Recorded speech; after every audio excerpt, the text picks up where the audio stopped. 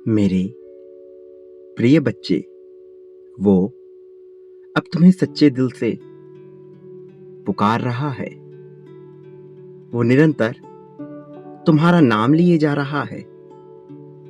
मेरे प्रिय, वो तुम्हारा आत्मसंगी ही है, जो सदैव ये चाहता है कि तुम्हारा उसके जीवन में पूर्ण रूप से आगमन हो जाए।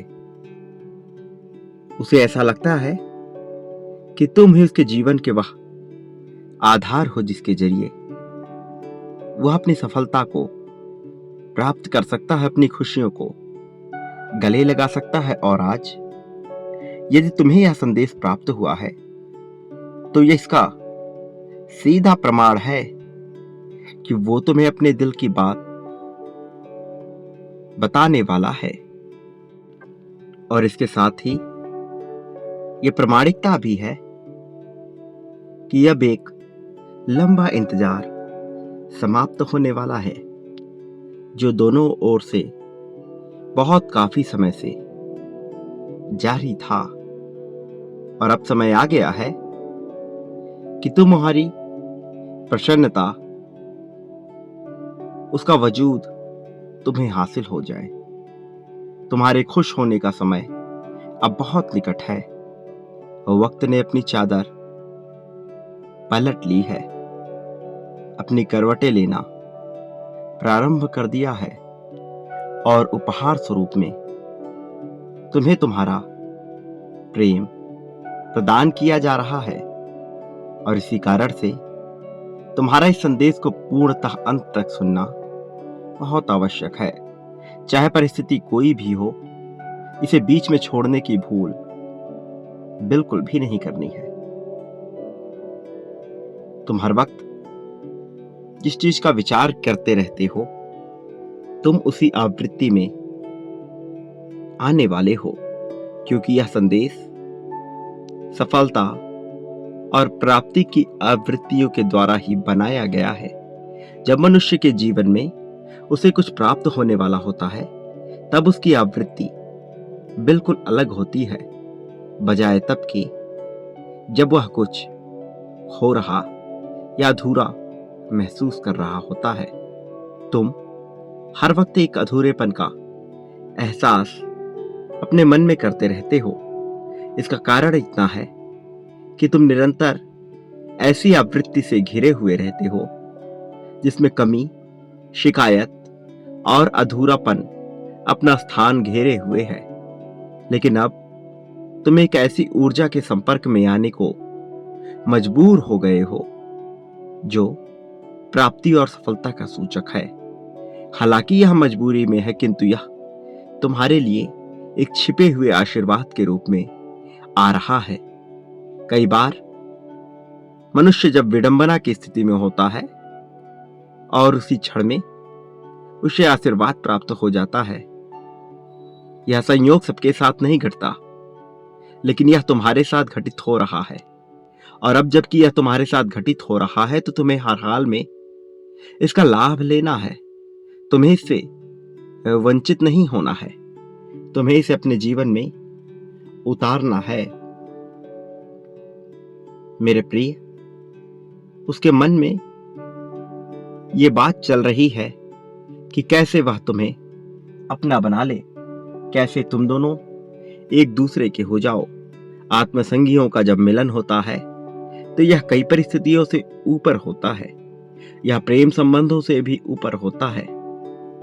महान संबंध जिनमें पिता पुत्र, माता पुत्र, पुत्री, या फिर भाई बहन, या फिर स्त्री पुरुष का संबंध होता है, या फिर प्रेमी प्रेमिका का संबंध होता है। इन सभी संबंधों से ऊपर उठकर आत्मसंगी का संबंध होता है, क्योंकि यहां हर संबंध समाज द्वारा निर्मित होते हैं, किंतु आत्मसंगियों का संबंध समाज द्वारा निर्मित बिल्कुल भी नहीं होता, बल्कि ये आत्माओं के मिलन का संबंध है। ये दूसरे लोक से ही जन्मा है। इसका इस लोक के अस्तित्व से बिल्कुल भी लेना देना नहीं है। और अब जबकि यह संबंध तुम्हारा पूर्ण होने वाला है, तुम्हारे मन में कई सारी दुविधाएं भी उठेंगी। मेरे प्रिय, आज तुम्हें अपने मन की और उसके मन की भी बात को जानना है। तुम दोनों के मन में जो व्यथा उत्पन्न हो रही है वह कोई नई नहीं है, बल्कि कई सालों से तुम्हारे मन में बहुत सी बातें चल रही हैं जिनके जवाब तुम ढूंढ नहीं पा रहे। कभी अपने जीवन को लेकर, कभी अपने कार्यक्षेत्र को लेकर, कभी अपने संबंधों को लेकर, तो कभी अपनी मानसिक स्थिति और कभी अपनी भावनाओं को लेकर तुम विभिन्न प्रकार के प्रश्न उठाते रहते हो। तुम्हारा मन कई बार कुंठाओं से व्यथित होकर इसका जवाब ढूंढते ढूंढते थक जाता है और तब तुम्हें यह जीवन निरर्थक मालूम होने लगता है। लेकिन तुम भविष्य के गर्भ में क्या छुपा है यह नहीं जान सकते। तुम भविष्य की योजनाओं को नहीं जान सकते, इसलिए तुम्हारा ध्यान इस पर होना भी नहीं चाहिए। तुम्हारा तो पूरा ध्यान केवल उन क्रियाओं पर होना चाहिए जो तुम्हारे नियंत्रण में हैं, जिनसे तुम्हारे वर्तमान का निर्माण होता है।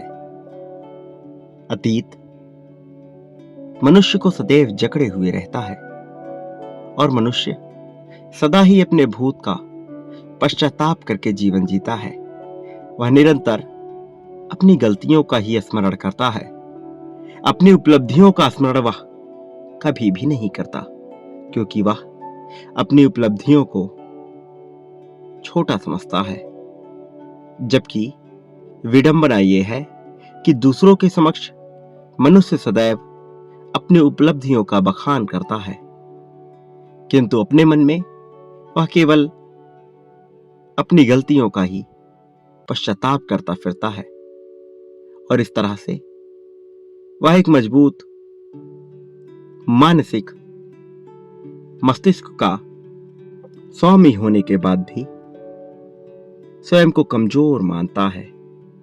और उसकी यही कमजोरी जब उसके समक्ष किसी परिस्थिति में उत्पन्न होती है तब वह टूटकर बिखरने लगता है।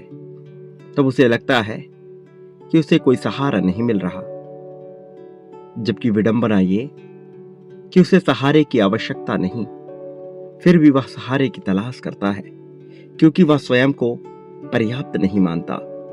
वह कभी प्रार्थनाओं के बलबूते आगे बढ़ जाना चाहता है, तो कभी किसी और का हाथ मांगकर, उसका हाथ पकड़कर सीढ़ियां चढ़ना चाहता है। लेकिन नियति तो केवल उसका साथ देती है जो स्वयं अपना साथ देने को तैयार होता है। विडंबना भी यही है कि मनुष्य चाहता है कि कोई उसका साथ दे, और ब्रह्मांड कहता है कि जब मनुष्य स्वयं का साथ देगा तब ही मैं किसी और को भेजूंगा उसका साथ देने के लिए।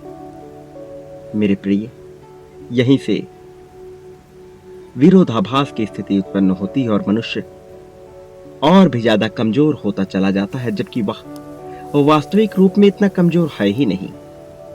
वह अपने अंतः स्थिति को, अपने भौतिक स्थिति को बदलने का अथक प्रयास करता है, किंतु सर्वप्रथम उसकी आवश्यकता उसकी मन स्थिति बदलने की होती है। यह केवल सोच और विचार का ही फल है कि मनुष्य आज इतने बंधनों से बंध चुका है। समाज ने तुम्हें नैतिकता का जो भी पाठ पढ़ाया है, वास्तव में वह बहुत ही छिछले और निचले स्तर का है, क्योंकि जो सत्य आज तुम्हें रुचिकर लग रहा है, किसी अन्य परिस्थिति में वह सत्य बिल्कुल ही कारगर साबित नहीं होगा।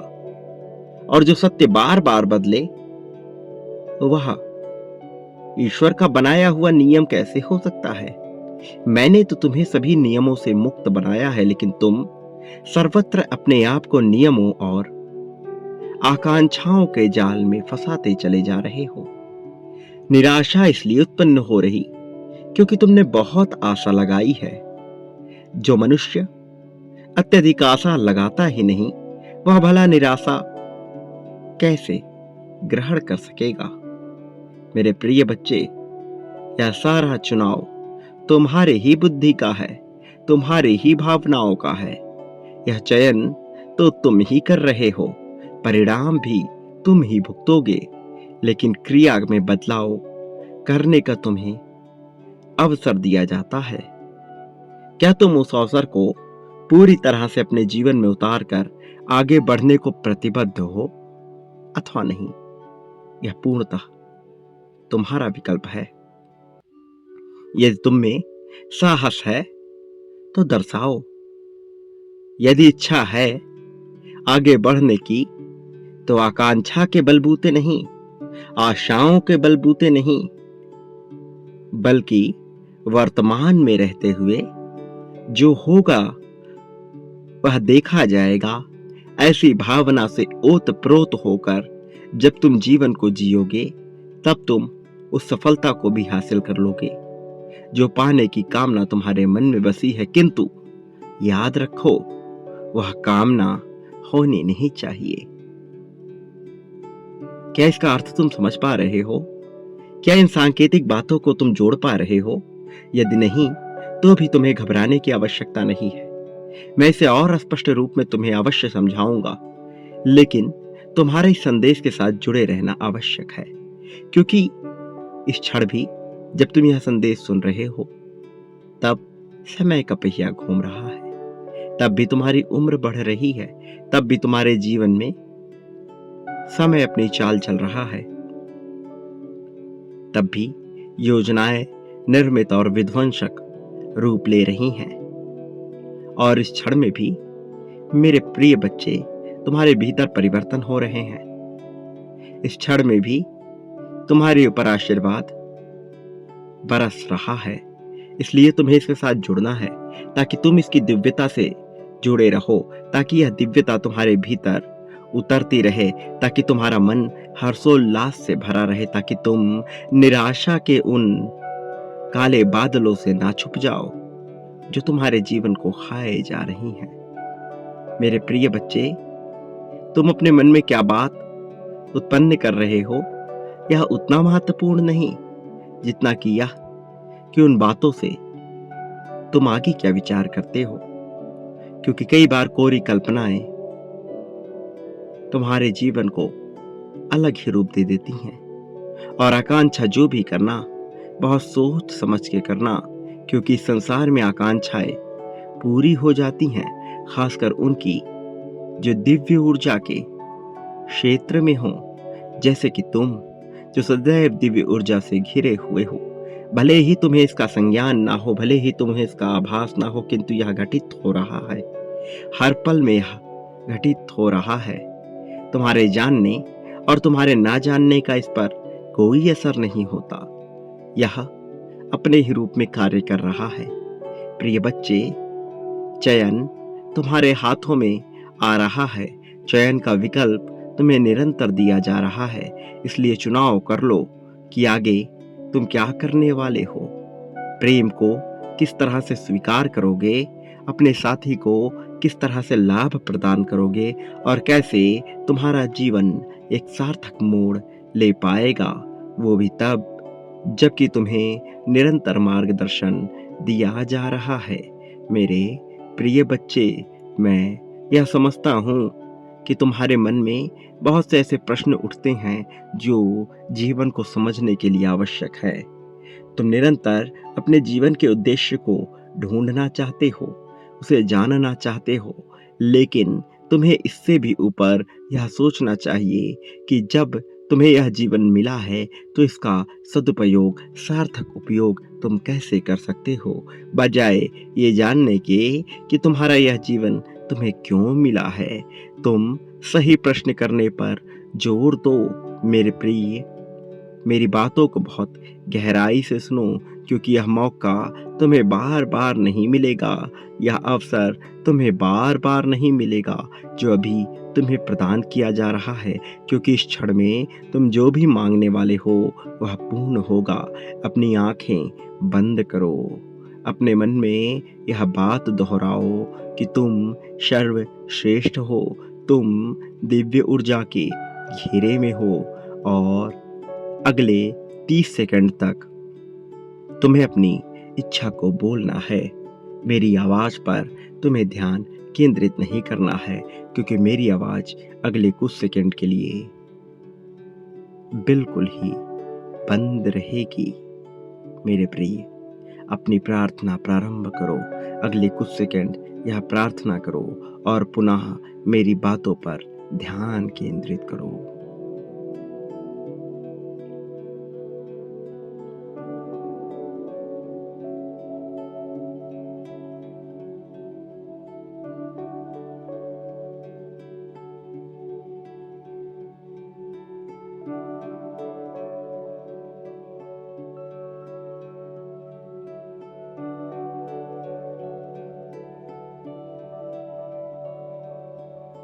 मेरे प्रिय बच्चे, तुम अपने मन में जो भी विचार ला रहे हो, चाहे वह सकारात्मक हो अथवा नकारात्मक, वह अवश्य पूर्ण होगा।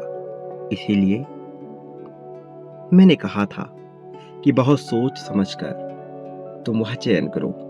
मैं जानता हूं कि तुम्हारे मन में कुछ नकारात्मक विचार सदैव चलते रहते हैं। मैं उन्हें छांटूंगा। मेरे प्रिय, शायद तुम यह ना सोच पाओ, लेकिन जल्द ही तुम यह समझ जाओगे जो मैं तुम्हें बताने का प्रयास कर रहा हूं, क्योंकि तुम बहुत प्रगति पाने वाले हो। संपन्नता तुम्हारे घर में आने वाली है और तुम्हारे घर का वह कोना जहां तुम सबसे कम गए हो, विचार करो, वहां जाओ और अपने आप को वहां से स्वतंत्र करो।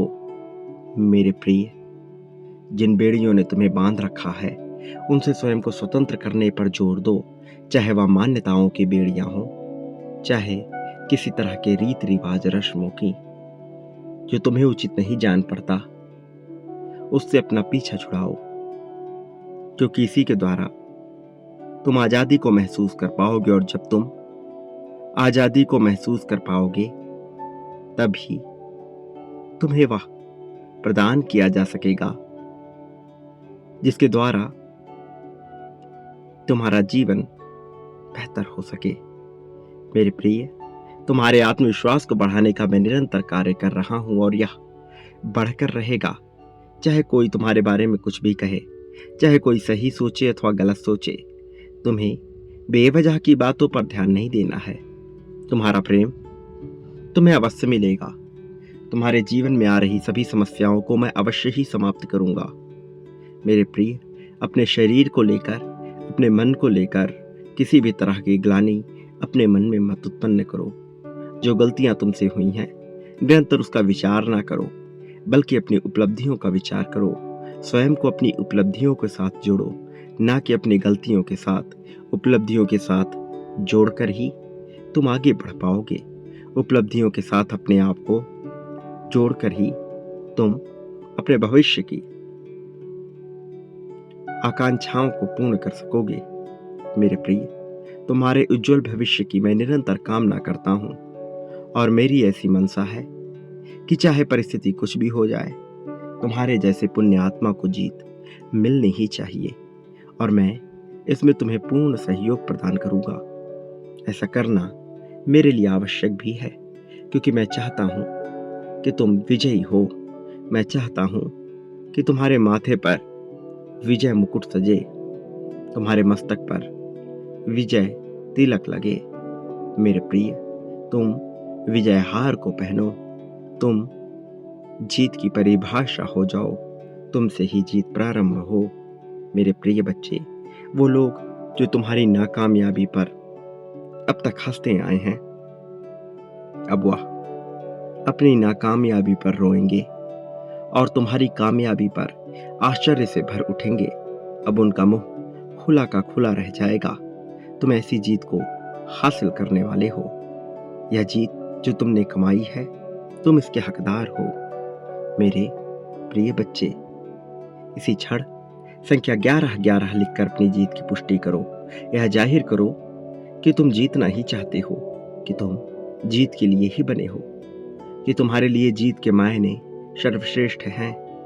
मेरे प्रिय, निरंतर पुष्टि करना आवश्यक है, क्योंकि ऐसा करके ही तुम बार बार अपनी जीत को आकर्षित करते हो। याद रखो, यदि एक संदेश तुम्हें बार बार सुनने को मिल रहा, तो इसके पीछे एक कारण है।